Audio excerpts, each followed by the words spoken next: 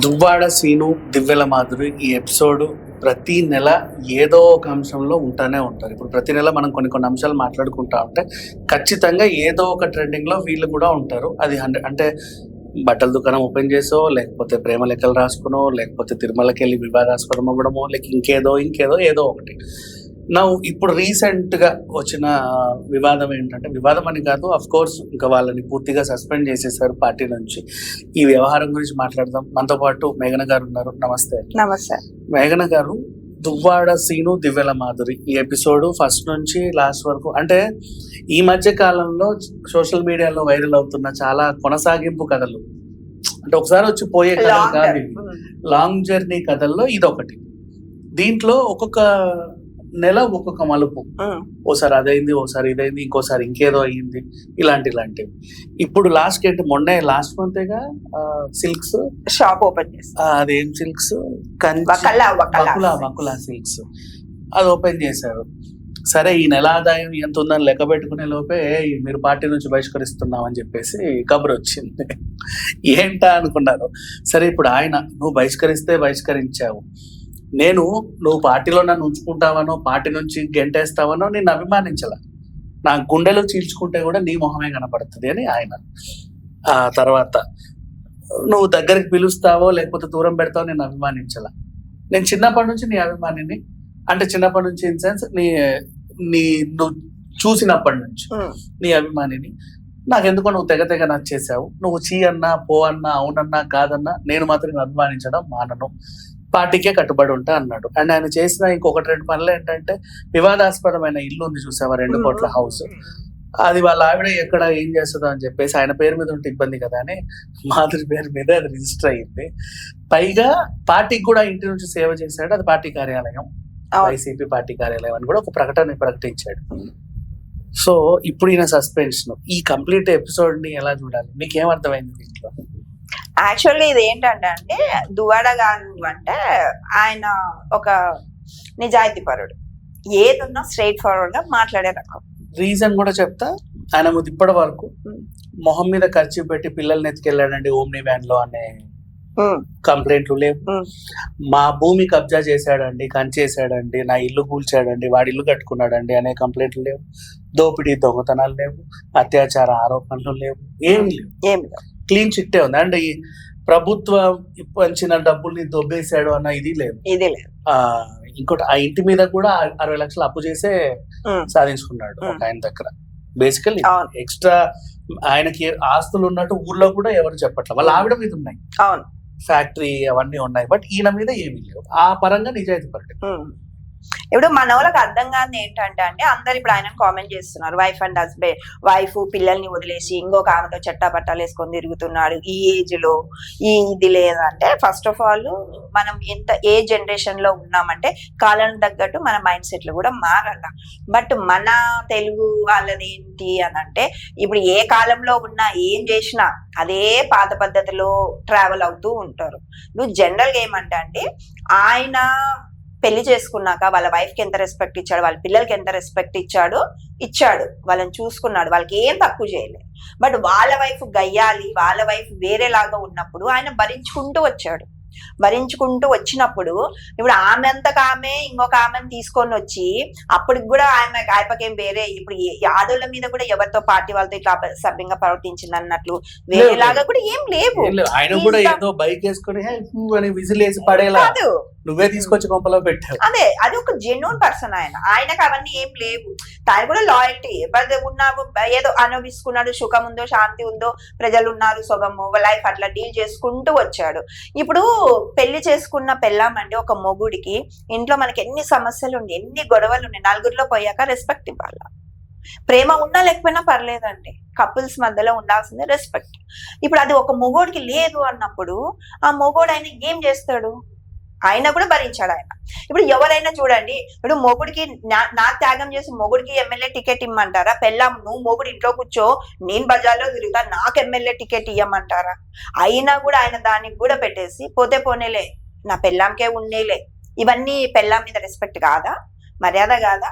ఆయన అప్పుడు ఒక మనిషికి అండి అర్హత లేని మర్యాద ఇచ్చినా కూడా నిలబెట్టుకోలేరు వాళ్ళు.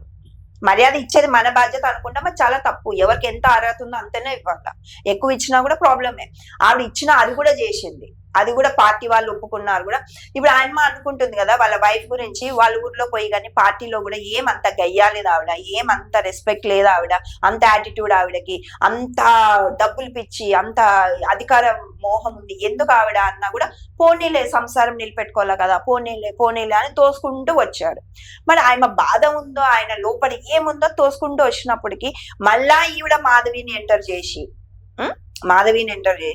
మళ్ళీ వాళ్ళిద్దరు ఉండి మళ్ళీ యాక్టివ్గా ఉంది ఈ అమ్మ. ఇప్పుడు ఆమె అవసరం ఉంది, ఈమె యాక్టివ్గా ఉందంటే మళ్ళీ ఈమెకి ఎక్కడ ఫేమ్ వస్తుందో, నేను ఎక్కడ లేట్ అయిపోతానా అని చెప్పేసి వాళ్ళిద్దరిని చేసేసి ఈ అమ్మ ఎలివేట్ కావాలా అని చూస్తే ఇప్పుడు ఒకరొకరు పరిచయం అయినప్పుడు ఒకరొకరు కష్టాలు బాధలు పెట్టుకొని అప్పటికి కూడా వాళ్ళు ఒక స్నేహితుల్లాగే ఉన్నప్పుడు వాళ్ళిద్దరి మధ్యలో ఇల్లీగల్ రిలేషన్ కట్టింది ఎవరు? వాళ్ళు కట్టి ప్రచారం చేసినాక ఇప్పుడు ఆయన మాధవికి దగ్గర అవడానికి కూడా ఒక సింపతి అండి, ఆయన మంచితనం. ఓకే, నా వల్ల ఇప్పుడు వాళ్ళ ఫ్యామిలీలో కూడా గొడవలు వచ్చాయి, ఆమె ఫ్యామిలీ కూడా ఓకే, ఆమె ఫ్యామిలీ అది వేరు, వాళ్ళు ఎక్కడో ఉన్నారు, ఈమెకు అక్కడ ఇష్టం లేదు, తను ఏదో వచ్చి ఉంది అంటే మా గురించి ఒక అమ్మాయి లైఫ్ స్పాయిల్ అయిపోతుంది అనేసి ఆయన ఆమె మీద ఇది చేసి ఇది పెట్టాక కూడా అది వేరే నెగిటివ్ తీసుకు. ఇప్పుడు భార్యాభర్తల మధ్యలో ఒక ఆమెకు వస్తే ఆమె లైఫ్ ని స్పాయిల్ చేసింది ఈ అమ్మాయి, మా వల్ల అమ్మాయి కుటుంబంలో అపార్థాలు వచ్చాయి. ఇప్పుడు మొగుడు ఆమెను అపార్థం చేసుకున్నాడు, తల్లిదండ్రులు అపార్థం చేసుకున్నారు, అత్తమామలు కూడా మాధవిని అపార్థం చేసుకున్నారు ఈమె చెప్పిన పబ్లిసిటీకి. అప్పుడు రియల్ గా వాళ్ళిద్దరి మధ్యలో ఏం లేకుండే, ఒక సానుభూతి తప్ప. ఇప్పుడు మనం ఎట్లా మాట్లాడుకున్నాం అట్లా సానుభూతి తప్ప వాళ్ళిద్దరి మధ్యలో ఏం లేకుండే. ఇప్పుడు దాన్ని ఏం చేసింది ఈవిడ, ఇంకా మళ్ళా మీడియాకి వచ్చి చెప్పింది ఎవరు? ఈమె వాళ్ళిద్దరి మధ్యలో ఉన్నారు. ఇప్పుడు లోపల ఎగ్జాక్ట్లీ ఊరంతా చాటింపు చేసి మీడియాకి వచ్చినప్పుడు ఇంకా వాళ్ళు ఏమనుకున్నారు, సరే ఈమె మా మధ్యలో ఏం లేదు చెప్పింది, సరే ఇప్పుడు మేము మా ఇద్దరు రిలేషన్ పెట్టుకున్నాం, ఇప్పుడు ఏం చేసుకుంటో చేసుకోపో. ఇప్పుడు ఎవరైనా అంతే అంటారండి. ఇప్పుడు మాధవి ప్లేస్ లో ఎవరున్నా గానీ ఇప్పుడు ఒక ఆమె వచ్చి ఆమె లైఫ్ స్పాయిల్ చేస్తాను అంటే ఏడ్చుకుంటే ఆమె కూడా ఊరేసుకొని జావమంటారా? కాదు కదా, కాదు, అందరు చేయరు అట్లా. ఎదుర్కొనే ఇది ఆమెకి ధైర్యం ఉంది, ఆమె ఇండిపెండెంట్ లేడీ, తనకి ఆస్తు డబ్బుల పరంగా ఫైనాన్షియల్లీ వెల్ సెటిల్డ్, తనకి బిజినెస్లు ఉన్నాయి, అంత సొసైటీలో పేరుంది, అంత ఉన్నప్పుడు ఇప్పుడు సింపుల్ లాజిక్ అండి.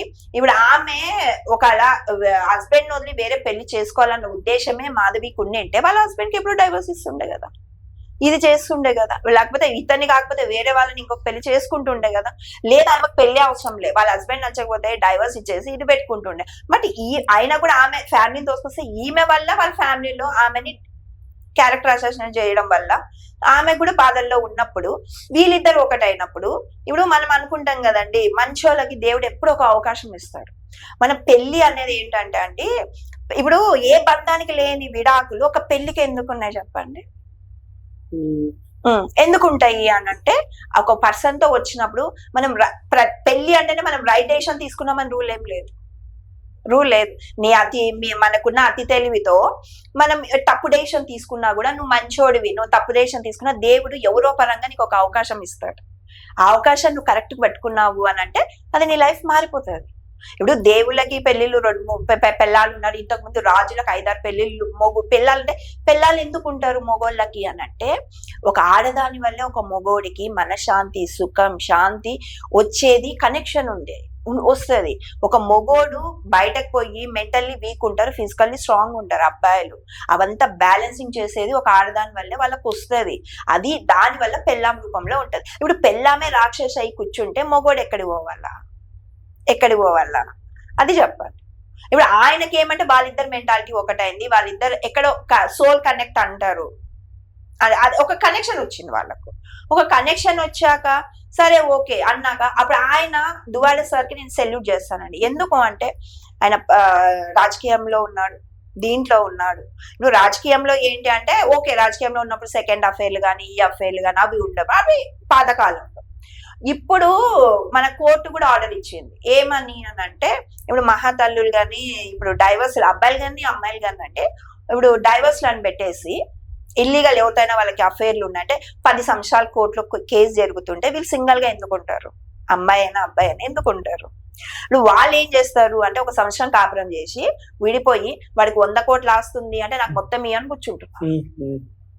వాళ్ళు మేమెందుకు ఇస్తాం బైక్, మేము జీవితాంతం దాని మీద కష్టపడ్డాము, నువ్వు పెళ్లి చేసుకొని వద్దు అంటే నీ కట్నం నువ్వు తీసుకో. ఇలాంటి కేసులు చాలా ఉన్నాయి. దాని వల్ల ఏమైతుంది, వీళ్ళు వాళ్ళ మనశ్శాంతి కోసం, వాళ్ళ తోడు కోసం వాళ్ళు వేరే దగ్గర పోతున్నారు. ఇప్పుడు అది మన తెలుగు సొసైటీకి, మన వాళ్ళు సాంప్రదాయం పద్ధతులు పాటింపులు పట్టించే వాళ్ళకి అది రిసీవింగ్ పవర్ తక్కువ అని మనది. ఎంతవరకు పెళ్ళామంటే ఇప్పుడు పెళ్లి చేసుకున్నాడు, ఆమె కరెక్ట్ గా లేదు, వదిలేయడానికి ఛాన్స్ ప్రభుత్వమే ఇచ్చింది కదా, డైవర్స్ అన్న రూపంలో ఇచ్చింది కదా. ఎందుకు ఇచ్చింది? ఇప్పుడు పెళ్లి చేసుకున్నతో నేను జీవితాంతం ఉండాలా అన్న రూల్ ఉన్నప్పుడు అలా అది పెట్టకూడదు, విడాకులే ఉండకూడదు కదా. ఎందుకు ఇచ్చింది? దానికి ఒక రీజన్ ఉంటుంది కదా. అట్లా మన వాళ్ళు ఎందుకు ఆలోచించడం లేదు? అట్లా ఎందుకు ఆలోచించారు? ఇప్పుడు ఆయమ్మ సరే మాధవి ఆమె ఉంది అని చెప్పేసి నువ్వు నీ పిల్లాన్నే మంచిగా చూసుకోలేవు, నీ పిల్లలకే అన్యాయం చేసినావు, నువ్వు సొసైటీకి ప్రజలకు ఏం చేస్తావు అని అంటే, ప్రజలకు ఏం కావాలండి? నీ ఇంట్లో ఎన్ని సమస్యలు ఉన్నా ఆయన సొంత డబ్బులతో ప్రజలకు సేవ చేశాడు. ప్రతి ఇంట్లో సమస్య ఉందంటే ఆయన పర్సనల్ గా పోయాడు. ఇప్పుడు ఆయన పార్టీ ఎందుకు సస్పెండ్ చేసిందో ఏమో అన్నది తర్వాత, అది సెకండ్ పాయింట్. ఇప్పుడు ఆయన ప్రజల మనిషి, ఆయన కూడా అక్కడ పాపులారిటీ వాళ్ళిద్దరికే చాలా ఉంది. ఇప్పుడు ఆయన ప్రజల మనిషి. ఇప్పుడు ఆయన ఏమో, ఇప్పుడు మీరు నాకు హెల్ప్ చేస్తే నాకు కృతజ్ఞత భావం ఉంటది కదండి. ఆయనకు ఒక పార్టీ పేరు వచ్చింది. నాకు తెలిసి ఇప్పుడు పార్టీ ఆయన సస్పెండ్ చేయడానికి నాకు తెలిసి ఒక రీజన్ ఏమంటే, ఇంకా వాణి కేసు కోర్టులో జరుగుతుంది. ఇప్పుడు వీళ్ళిద్దరు బిజినెస్ పెట్టుకొని ఒక కొత్త లైఫ్ స్టార్ట్ చేశారు. అందరికి అది అన్డైజెస్టబుల్ ఇదైపోతా ఉంది. అంటే రోజు రోజుకి ఎదుగుతున్నారు కదా, అంటే మొత్తం నాశనం. ఇప్పుడు వాణి స్ట్రాటజీ ఏముండే, వాణి రోడ్డు మీద కేసి నాశనం చెయ్యాలా. ఆవిడ మాటలంటే అండి నాకు ఒకటి లాజిక్ అర్థం కాదని, పంచ కట్టుకొని వచ్చావంటే అటువంటి వ్యక్తి నువ్వెందుకు పెళ్లి చేసుకున్నావు? లుంగి బనీన్ మీద వచ్చావు, లుంగి బనీన్ మీద వచ్చిన నువ్వెందుకు పెళ్లి చేసుకున్నావు? నాకు అది అర్థమైతలేదు. మొత్తం నాదే నేనే పెట్టాను. సరే అతనికి ఎందుకు? వేరే వాళ్ళని కూడా చూసుకోవచ్చు కదా. ఇప్పుడు ఏమి లేకుండా పని నువ్వు పోషించాలనుకొని చేసుకున్నా, ఏదో ఒక మంచి క్వాలిటీ ఉంటేనే కదా చేసుకుంటావు. ఇప్పుడు యాపిల్ ఏదో ఒక టాలెంట్ ఉంది, లుంగి బనీన్ మీద వచ్చినా కూడా నా మొగుడు నాకు ఆస్తులు సంపాదించి పెట్టే కెపాసిటీ ఉంది, నన్ను సుఖంగా చూసుకునే కెపాసిటీ ఉందని నువ్వు ఆ రోజు నమ్మింటేనే కదా నువ్వు పెళ్లి చేసుకుంటావు. ఏమన్నా నీకేమన్నా ఫ్రీగా వదిలాడా? ఇల్లులు ఇచ్చాడు, ఆస్తులు ఇచ్చాడు, అన్ని ఇచ్చాడు. నువ్వు చేసింది ఏంటి? ఆయన కోసం అని ఆయన లిటరల్ అంటే కళ్ళలో నీళ్లు పెట్టుకున్నాడు. వాళ్ళ ఇంట్లో వాళ్ళని ఎవరు రానిలేదంట ఆవిడ. ఆయన ఇంట్లో ఇప్పుడు పిల్లలు అంటారు కదండి, ఇప్పుడు పిల్లలు ఉంది అంటే ఇప్పుడు వాళ్ళ ఇంట్లో నుంచి సొంత ఆయన కట్టించిన ఇంట్లో నుంచి ఆయన ఎందుకు బయటకు వచ్చాడండి మీరు చెప్పండి. అప్పుడు కూడా భరిస్తున్నాడు ఆయన. ఇప్పుడు ఎప్పుడు వీళ్ళిద్దరి దగ్గర అయ్యారు తెలియడం లేదు. ఇప్పుడు ఇష్యూస్ వచ్చినా ఏమొచ్చినా భరిస్తుంటే ఇంకా ఆయన టార్చర్ ఎక్కువైపోయింది. భరించే వాడికి బాధలు ఎక్కువ అన్నట్లా. ఇప్పుడు ఇంట్లో ఒకసారి ఆయప్ప చెప్పినప్పుడు ఫోన్ ఎత్తలేదు, ఆయప్ప ఎక్కడో ఉన్నాడు అంటే ఇప్పుడు ఇంట్లో మనశ్శాంతి లేదు, ఆయప్ప ఏడో ఉండి ఫోన్ ఎత్తకపోతే ఇంకా లాక్ వేసేసినాడంట. గెట్ అవుట్, రావద్దు మా ఇంట్లో అని అంటే ఇప్పుడు ఈయన ఎక్కడ పోతాడు? ఉన్నదంతా వాళ్ళకి అర్పించుకొని ఈయనకంటూ ఏం ఎత్తి పెట్టుకోలే, వాళ్ళు పుట్టింటికి పోయినాడు. పుట్టింటికి పోయినాక అప్పుడు వీళ్ళ దగ్గర అయినారు. ఏంటి పరిస్థితి, నాది ఇట్లా ఉంది ఇట్లా ఉందంటే సరే ఆమె అప్పటి నుంచి ఆయన కేర్ తీసుకోవడంతో నేను లైఫ్ లో మిస్ అయింది ఇది కదా, ఈ ప్రేమ, ఈ రెస్పెక్ట్ నాకు ఒక అమ్మాయి నుంచి వస్తుంది. అది అప్పుడు వాళ్ళిద్దరు ఒకటైనారు. ఇప్పుడు అది తప్పు అని ఎందుకంటారు? తప్పు అని ఇప్పుడు ఆయన బజార్లో పెట్టింది ఆమెనే, మొగుడిని ఎల్లగొట్టింది ఆమెనే, ఇప్పుడు మొగుడు కావాలా అంటుంది ఆమెనే. అంటే వాళ్ళు ఏం చెప్తే అది చేయడానికంటే ఎదుటోడు మంచి కదా, వాడికి సెల్ఫ్ రెస్పెక్ట్ ఉండదా, వాడికి సెల్ఫ్ ఆలోచనలు ఉండవా? భరించే వరకు భరించాడండి, ఇంకా అయిపోయింది. ఇప్పుడు నచ్చేది ఒక ఆమె ప్రాణం కూడా ఇవ్వడానికి ఆమె రెడీగా ఉన్నప్పుడు ఆమెను ఎందుకు వదులుకుంటాడండి? ఎవరైనా పిచ్చోళ్ళు వదులుకుంటారా? వదులుకుంటారు? ఎవరు వదులుకోరు. వదిలేసేటప్పుడు కూడా 5 ఫ్యాక్టర్స్ అడిగింది. ఒకటి ఫ్యాక్టరీ మీద అండ్ వెంకటేశ్వర కాలనీలో ఉన్న ఇల్లు మీద, ఇంకో దానిపైన నువ్వేం చేస్తావంటే నీ హక్కు ఏమీ లేదని రాసి ఇవ్వాలి.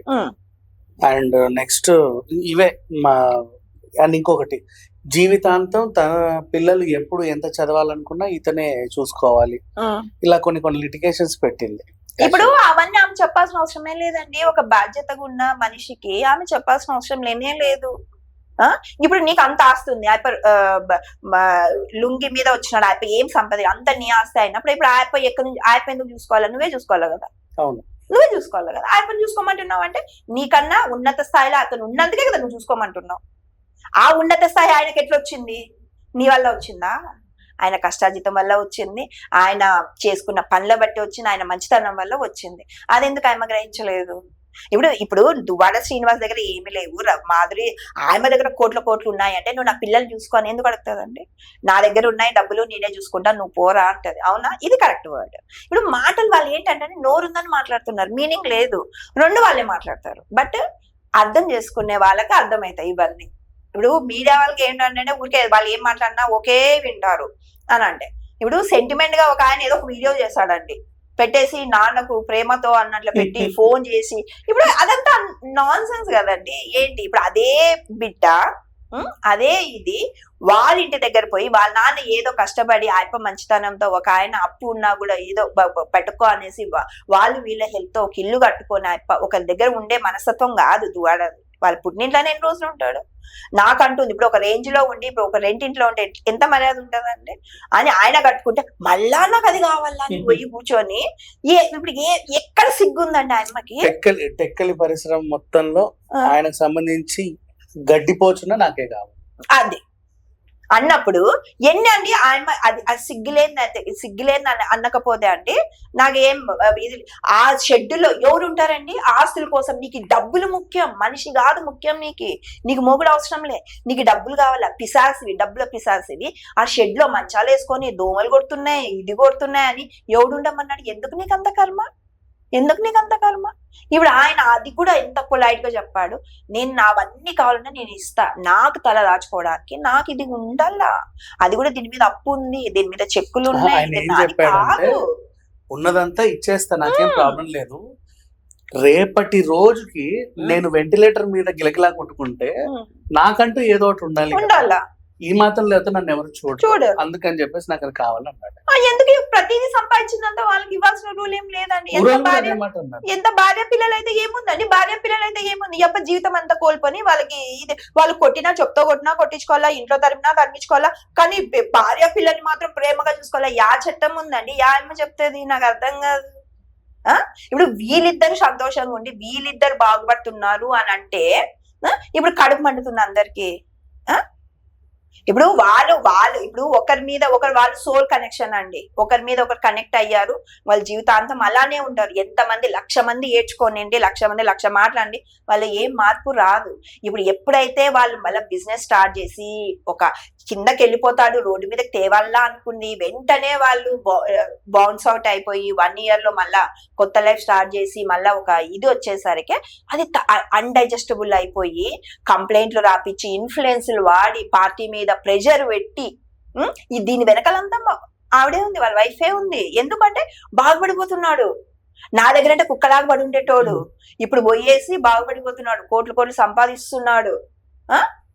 ఎందుకు అంటే మనకి సరైన పార్ట్నర్ దొరికింది అనుకోండి, మనకిచ్చే సంతోషము, మనకిచ్చే ఇది కోట్లది ఏం లేదండి. ఒక సంతోషంలో మనం చేసే ప్రతి పని సక్సెస్ అవుతుంది. అది వాళ్ళిద్దరి మధ్యలో ఉంది, అది వాళ్ళు చేసుకుంటున్నారు. అది కంపేర్ చేస్తే అంటారేమో కానీ అండి, ఇప్పుడు కొద్దిమంది రిలేషన్ చాలా అన్యూన్యంగా ఉంటుందండి. ఇప్పుడు నాకు కృష్ణ గారిది ఐడియల్ కపుల్ అంటే కృష్ణ గారు ఆవిడ అది అంటారు. అసలు వాళ్ళిద్దరు ఏమంటే వాళ్ళ ఫ్యామిలీస్ ఎట్లన్నా ఉండేయండి, వాళ్ళు కలిసాక ప్రతి రోజు వాళ్ళు కలిసే ఉండే, చనిపోయినా కూడా ఆయన అందరూ వాళ్ళ ఇంట్లోకి ఎన్ని నుంచి వెళ్ళిపోతాడు అంటే లేదు, అది బంధం. అది ఆ బంధము అర్థం చేసుకోవాలంటే అండి అది అందరికి సాధ్యం కాదండి. ఇప్పుడు ఆయనకు పెళ్లి కాలేదా, ఈవిడకి పెళ్లి కాలేదా, ఎందుకు వచ్చింది ఆ బంధం? ఈ రోజుకి మనం వాళ్ళని ఒక రెస్పెక్టబుల్ కపుల్ గా ఎందుకు చూస్తున్నాము అని అంటే అది అర్థం చేసుకోవాలి. ఇప్పుడు వీళ్ళది కూడా అంతేనండి. ఇప్పుడు ఆమె పెళ్ళైంది వీళ్ళకి పెళ్ళైంది వదిలేసేయండి, అప్పుడు సోషల్ మీడియా లేదు కాబట్టి అసలు ఇది ఇవ్వాల. అప్పుడు వాళ్ళు యూట్యూబ్ ఛానల్ ఇంకా అయిపోయా. ఇప్పుడు వాళ్ళని కూడా ఇంకా డిగ్రేడ్ చేసి ఆ బంధాన్ని కూడా రంగులు పూసి ఆ గలీజుగా ఒక ఇది చేసేవాళ్ళు. ఇప్పుడు నాకు తెలుసా అండి, వాళ్ళది నాకు తెలుసా వాళ్ళది సోల్ కనెక్షన్. కొన్ని వాళ్ళకి అర్థం కాదేమో, సోల్ కనెక్షన్. ఆయన మంచోడు కాబట్టి ఆయనకు ఇంకొక అవకాశం ఇచ్చాడు దేవుడు, ఆయన దాన్ని కరెక్ట్ గా వాడుకున్నాడు.